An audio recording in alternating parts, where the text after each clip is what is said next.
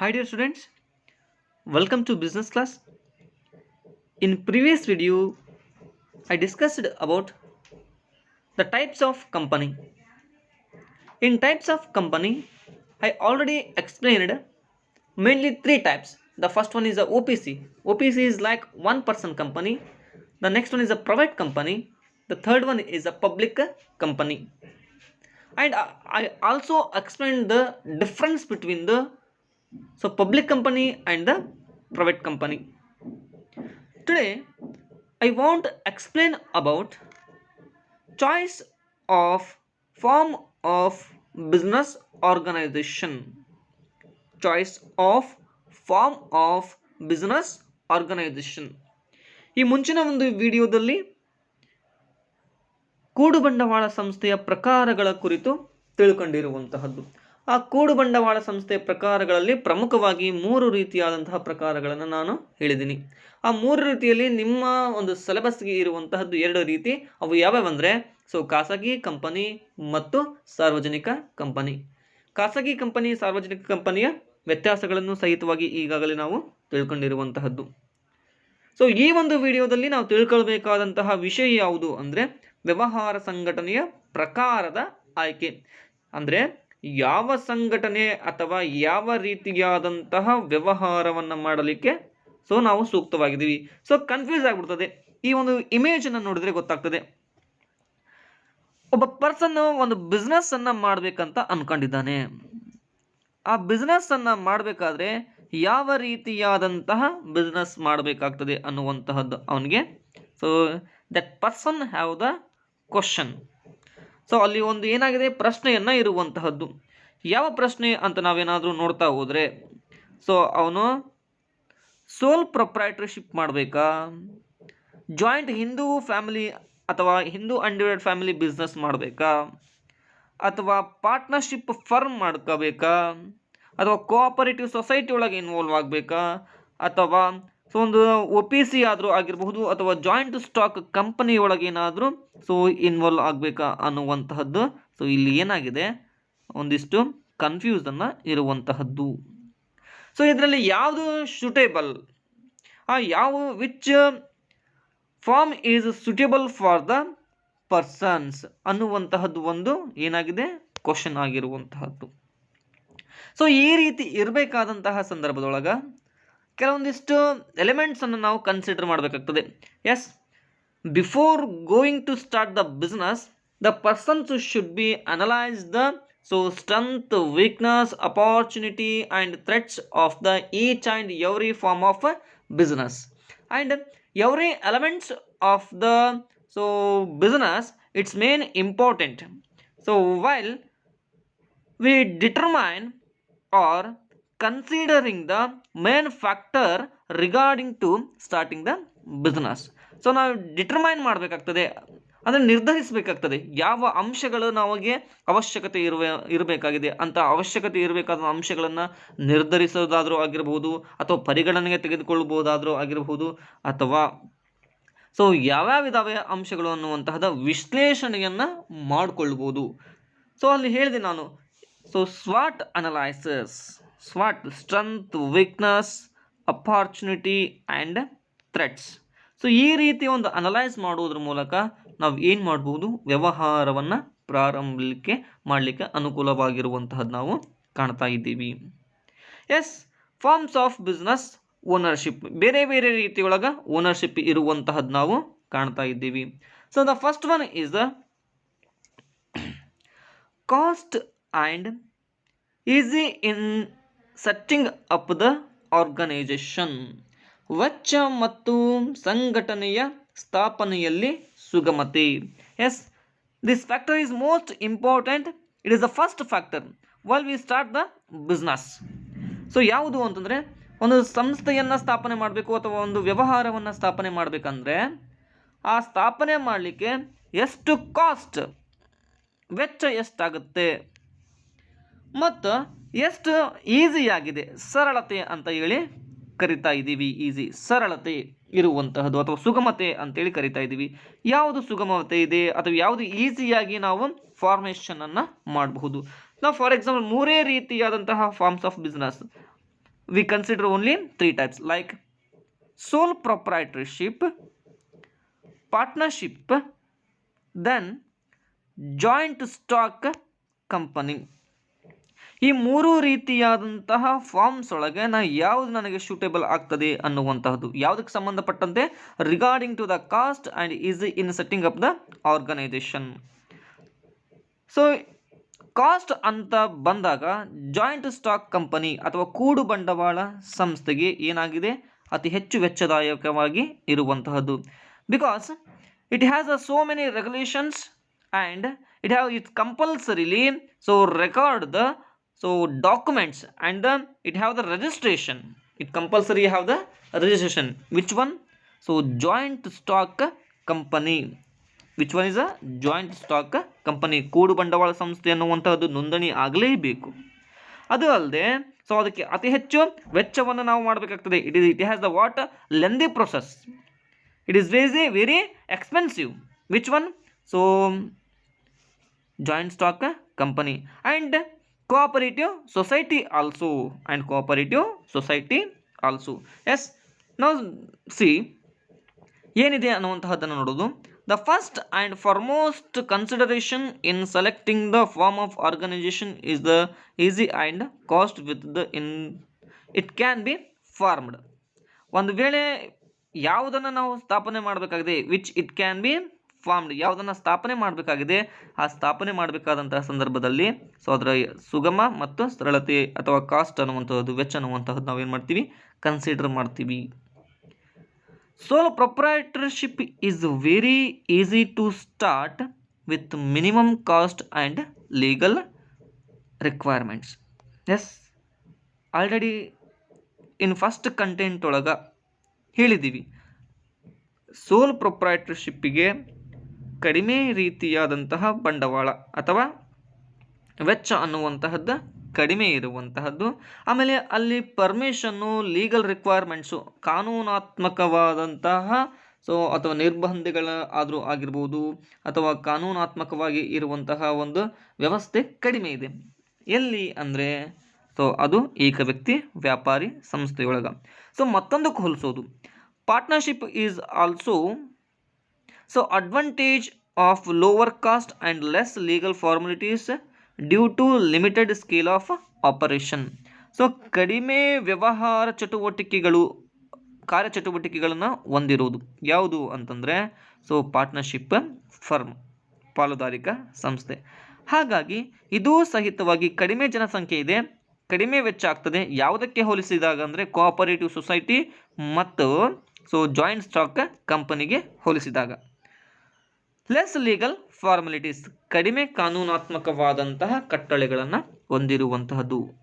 So ಹಾಗಾಗಿ ಇವೆ ಎರಡರಲ್ಲಿ ಯಾವ ಸೂಕ್ತ ಅಂತಂದರೆ ಫಸ್ಟ್ ಸೋಲ್ ಪ್ರೊಪ್ರೈಟರ್ಶಿಪ್ ಆ್ಯಂಡ್ ಪಾರ್ಟ್ನರ್ಶಿಪ್ಪನ್ನು ನಾವು ಕಾಸ್ಟ್ ಆ್ಯಂಡ್ ಈಸಿ ಫಾರ್ಮೇಷನ್ ಒಳಗೆ ನೋಡಿದರೆ ನಾನು ಯಾವುದನ್ನು ಆಯ್ಕೆ ಮಾಡ್ಕೊಳ್ತೀನಿ ಸೋಲ್ ಪ್ರೊಪ್ರೈಟರ್ಶಿಪ್ಪನ್ನು ಆಯ್ಕೆ ಮಾಡ್ಕೊಳ್ಬೇಕಾಗ್ತದೆ. Next cooperative societies and companies have to be what compulsory registered. ನಾ ಹೇಳಿದೆ ಸಹಕಾರಿ ಸಂಘಗಳು ಮತ್ತು ಕಂಪನಿಗಳನ್ನು ಸೊ ನಾವು ಏನು ಮಾಡಬೇಕು ನೋಂದಣಿ ಮಾಡಿಸಲೇಬೇಕು. ಅದು ಅಲ್ಲದೆ formation of a company is complex task and involves so lengthy and expensive legal procedure. ಒಂದು ವೇಳೆ ಕಂಪನಿ ನಾವು ಸ್ಥಾಪನೆ ಮಾಡಬೇಕಾಗಿದೆ if we want to start the company or form the company it has the very complex tasks because of it has the 4 stages. ಇದು ಎಷ್ಟು ಹಂತಗಳನ್ನು ಹೊಂದಿದೆ ಅಂತ ಹೇಳಿದ್ದೀನಿ 4 ಹಂತಗಳನ್ನು ಹೊಂದಿದೆ. The first one is the promotion stage, next one is so formation of capital, so third one is a registration ಅಂತ ಈ ರೀತಿಯಾಗಿ ಬೇರೆ ಬೇರೆ ರೀತಿಯೊಳಗೆ 4 ರೀತಿಯಾದಂತಹದ್ದನ್ನು ನಾವು ಕಾಣಬಹುದು. ಹಾಗಾಗಿ according to the consideration sole proprietorship is the so what best sole proprietorship is the best form of organisation. It has the less expenditure and less scale of so operation. ಹಾಗಾಗಿ ನಾವು ಏನಾದರೂ ಒಂದಿಷ್ಟು ವಿಚಾರ ಮಾಡಿದಾಗ ಯಾವುದಕ್ಕೆ ಹೋಲಿಸಿದಾಗ ಸೊ ಇತರೆ ಸಂಸ್ಥೆಗಳಿಗೆ ಹೋಲಿಸಿದಾಗ ಏಕ ವ್ಯಕ್ತಿ ವ್ಯಾಪಾರ ಸಂಸ್ಥೆ ಅನ್ನುವಂತಹದ್ದು ಕಡಿಮೆ ವೆಚ್ಚವನ್ನು ಹೊಂದಿದೆ ಮತ್ತು ಕಡಿಮೆ ಚಟುವಟಿಕೆಯನ್ನು ಹೊಂದಿರೋದ್ರಿಂದ ಈ ಎರಡು ಅಂಶಗಳನ್ನು ಪರಿಗಣನೆಗೆ ತೆಗೆದುಕೊಂಡ್ರೆ ಯಾವುದು ಸೂಕ್ತ? ಸೋಲ್ ಪ್ರೊಪ್ರೈಟರ್ಶಿಪ್ ಸೂಕ್ತ ಅಂತ ಅನಿಸುವಂತಹದ್ದು. ಎಸ್, ನೆಕ್ಸ್ಟ್ ಪಾಯಿಂಟ್, ಲಯಬಿಲಿಟಿ, ಹೊಣೆಗಾರಿಕೆ.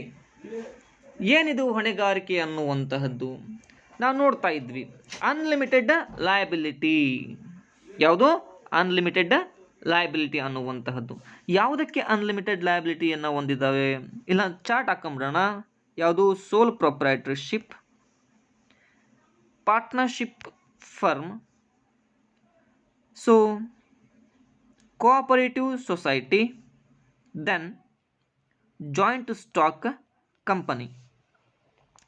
Sole proprietorship have the what? Unlimited liability. ಏಕ ವ್ಯಕ್ತಿ ವ್ಯಾಪಾರ ಸಂಸ್ಥೆಯು ಅನಿಯಮಿತ ಹೊಣೆಗಾರಿಕೆಯನ್ನು ಹೊಂದಿರುವಂತಹದ್ದು ನಾವು ಕಾಣ್ತಾ ಇದ್ದೀವಿ. ಅದು ಅಲ್ಲದೆ ಪಾರ್ಟ್ನರ್ಶಿಪ್ ಫರ್ಮ್ ಒಳಗೆ ಒಬ್ಬ ವ್ಯಕ್ತಿ ಅಲ್ಲಿ ಏನಾದರೂ ಆದರೆ ಅಲ್ಲಿನೂ ಸಹಿತವಾಗಿ ಏನಾಗಿರುವಂತಹದ್ದು? ಅನ್ಲಿಮಿಟೆಡ್ ಲಯಬಿಲಿಟಿಯನ್ನು ಹೊಂದಿರುವಂತಹದ್ದು. ಆದರೆ cooperative society and joint stock company ನಾವೇನಾದರೂ ಪರಿಗಣನೆಗೆ ತೆಗೆದುಕೊಂಡ್ರೆ, if consider the cooperative society and the joint stock company, members have what? Limited liability. ಅಲ್ಲಿ ಇರುವಂತಹ ಸದಸ್ಯರುಗಳಿಗೆ ಏನಾಗಿರುವಂತಹದ್ದು ಅಂದರೆ ನಿಯಮಿತ ಹೊಣೆಗಾರಿಕೆ ಹೊಂದಿರುವಂತಹದ್ದು ನಾವು ಕಾಣ್ತಾ ಇದ್ದೀವಿ. ಹಾಗಾಗಿ ಯಾವುದು ಸೂಟೇಬಲ್ ಅನಿಸ್ತದೆ ಅಂತಂದರೆ cooperative society and joint stock company is suitable for the members which basis on the basis which ಯಾವುದಕ್ಕೆ ಪರಿಗಣನೆಗೆ ತೆಗೆದುಕೊಂಡ್ರೆ ಅಂತಂದರೆ if we consider the liability. Yes, ಏನು ಕೊಟ್ಟಿದ್ದಾರೆ? Every business creates certain liabilities for the owner of the business undertaking. In sole proprietorship and partnership, the owner or partner have unlimited liability. Already I detailed explain in this content. Their personal property can be used to pay off business debts. ಅದು ಏಕ ವ್ಯಕ್ತಿ ವ್ಯಾಪಾರಿ ಸಂಸ್ಥೆ ಆದರೂ ಆಗಿರ್ಬೋದು, ಪಾಲುದಾರಿಕೆ ಸಂಸ್ಥೆಯೊಳಗಾದರೂ ಆಗಿರ್ಬೋದು, ಅಲ್ಲಿ ಓನರ್ ಅಂತ ಬರ್ತಾನೆ, ಮಾಲೀಕ ಮತ್ತು ಪಾಲುದಾರನಿಗೆ ಅನಿಯಮಿತ ಹೊಣೆಗಾರಿಕೆ ಇದೆ, ತನ್ನ ಸ್ವಂತ ಆಸ್ತಿಯನ್ನು ಮಾರಾಟ ಮಾಡಬೇಕಾದಂತಹ ಒಂದು ವ್ಯವಸ್ಥೆ ಬರಬಹುದು. ಹಾಗಾಗಿ ಹಿಂದೂ ಅನ್ಡಿವೈಡೆಡ್ ಫ್ಯಾಮಿಲಿ ಬಿಸ್ನೆಸ್ ಒಳಗೂ ಅದೇ ರೀತಿಯಾಗಿ ಇರುವಂಥದ್ದು. ಕರ್ತ ಹ್ಯಾಸ್ ದ ಅನ್ಲಿಮಿಟೆಡ್ ಲಯಬಿಲಿಟಿ. ಆದರೆ ಕೋಆಪರೇಟಿವ್ ಸೊಸೈಟಿ ಮತ್ತು ಕೂಡು ಬಂಡವಾಳ ಸಂಸ್ಥೆ ಅನ್ನುವಂತಹದ್ದು ಏನಿದೆ, ಇಲ್ಲಿ ಮೆಂಬರ್ಗಳು ಅನಿಯಮಿತ ಹೊಣೆಗಾರಿಕೆಯನ್ನು ಹೊಂದಿರೋದ್ರಿಂದ ಇದು ಸೂಟೇಬಲ್ ಯಾವುದು ಅಂದರೆ these forms of organisation. Next one, continuity, ಮುಂದುವರಿಕೆ. ಯಾವ ಸಂಸ್ಥೆಯನ್ನು ಮುಂದುವರಿಸಬಹುದು, ಯಾವ ಸಂಸ್ಥೆಯನ್ನು ಮುಂದುವರಿಸದೇ ಇರಬಹುದು ಅನ್ನುವಂತಹದ್ದು ನಾವೇನಾದರೂ ನೋಡ್ತಾ ಹೋದರೆ, ಸೋಲ್ ಪ್ರೊಪ್ರೈಟರ್ಶಿಪ್ ಏಕ ವ್ಯಕ್ತಿ ವ್ಯಾಪಾರಿ ಸಂಸ್ಥೆ ಅನ್ನುವಂತಹದ್ದು ಏನಿದೆ, ಇದನ್ನು ನಾವು ಕಂಟಿನ್ಯೂ ಆಗಿ ಮಾಡಲಿಕ್ಕೆ ಬರೋದಿಲ್ಲ. ಯಾಕೆ ಬರೋದಿಲ್ಲ ಅಂತಂದರೆ, ಇದರ ನಂತರದಲ್ಲಿ ಅದನ್ನು ಯಾರಾದರೂ ನೋಡಬಹುದು ಅಥವಾ ನೋಡದೆ ಇರಬಹುದು. After the sole proprietorship owner, if sole proprietorship owner death or insolvent, another person is not ready to continue the business activity. ಹಾಗಾಗಿ ಏನಿದೆ, an ideal form of organization should ensure the continuity of the business. Hindu undivided family business cooperative society and companies enjoy continued and perpetual existence whereas continuity. So ನಾವು example ಕೊಟ್ಟಿದ್ದೀನಿ ಯಾವ್ಯಾವುದಕ್ಕೆ ಅಂತಂದರೆ, ಸೋಲ್ proprietorship ಗೊತ್ತು ನಮಗೆ, and into partnership firm ಬಗ್ಗೆ ಸರಿಯಾಗಿ ಗೊತ್ತಿದೆ. ಅದೇ ರೀತಿಯಾಗಿ ಇಂದು ಅನ್ಡಿವೈಡೆಡ್ ಫ್ಯಾಮಿಲಿ ಬಿಸ್ನೆಸ್ ಒಳಗೆ ಕರ್ತ ಸತ್ರೆ ಅವನಕ್ಕಿಂತ ಸಣ್ಣವ್ರು ಏನಿರ್ತಾನೆ ಅವನೇನು ಮಾಡ್ತಾನೆ, ಬಿಸ್ನೆಸ್ಸನ್ನು ಕಂಟಿನ್ಯೂ ಮಾಡ್ತಾನೆ. Cooperative society is a legal form of organisation ಅಂತೇಳಿ ಕರಿತಾ ಇದ್ದೀವಿ. ಇಲ್ಲಿ ಯಾರೇ ಮೆಂಬರ್ಸು ಅಲ್ಲಿ ಏನಾದರೂ ಡೆತ್, ಇನ್ಸಾಲ್ವೆನ್ಸಿ ಅವರ ಅಲ್ಲಿ ಪ್ರಾಬ್ಲಮ್ ಏನಾದರೂ ಆದರೆ ಅಲ್ಲಿನೂ ಸಹಿತವಾಗಿ ಏನಾಗಿರ್ತದೆ, continuity. Joint stock company in the same situation. So ಹಾಗಾಗಿ ಇಲ್ಲಿ ಕಂಟಿನ್ಯೂವಿಟಿ ಅನ್ನುವಂತಹದ್ದೇನು ಯಾವುದೇ ಪ್ರಾಬ್ಲಮ್ ಇಲ್ಲ ಈ ಮೂರಕ್ಕೆ. ಆದರೆ ಸೋಲ್ ಪ್ರೊಪ್ರೈಟರ್ಶಿಪ್ ಆ್ಯಂಡ್ ಪಾರ್ಟ್ನರ್ಶಿಪ್ ಫಾರ್ಮ್ಗೆ ಏನಾಗಿರುವಂಥದ್ದು ಎಫೆಕ್ಟ್ ಆಗ್ತದೆ. So if the business needs permanent structure, company form is more suitable. ನೀವೇನಾದರೂ ಸಂಸ್ಥೆಯಲ್ಲಿ ಅಥವಾ ಒಂದು ಮಾರ್ಕೆಟ್ ಒಳಗೆ ಯಾವಾಗಲೂ ಇರಬೇಕಂತಂದರೆ ವಿಚ್ ಟೈಪ್ ಆಫ್ ಬಿಸ್ನೆಸ್ ಇದು suitable? So company or joint stock company or Hindu undivided family business or cooperative society. So ಹಾಗಾಗಿ short term ಒಳಗಿರ್ತೀವಿ ನಾವು, ಜಲ್ದಿ ನಮ್ಮ ಮುಗಿದ್ರೆ ಚಿಂತೆ ಇಲ್ಲ ಅಂತಂದರೆ ನಾವು ಯಾವುದನ್ನು ಕನ್ಸಿಡರ್ ಮಾಡ್ಬೋದು? Sole proprietorship or partnership prefer ನಾವು ಮಾಡಬಹುದು. So next point, management ability. Management ability, ನಿರ್ವಹಣಾ ಸಾಮರ್ಥ್ಯ.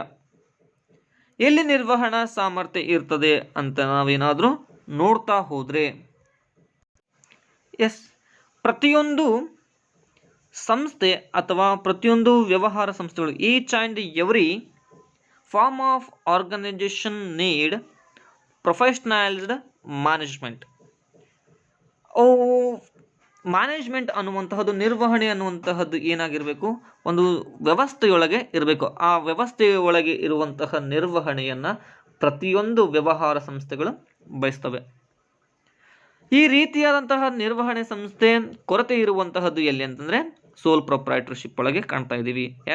ಸೋಲ್ proprietor May find it difficult to have the expertise in all functional areas of management. In all functional area is like planning, organizing,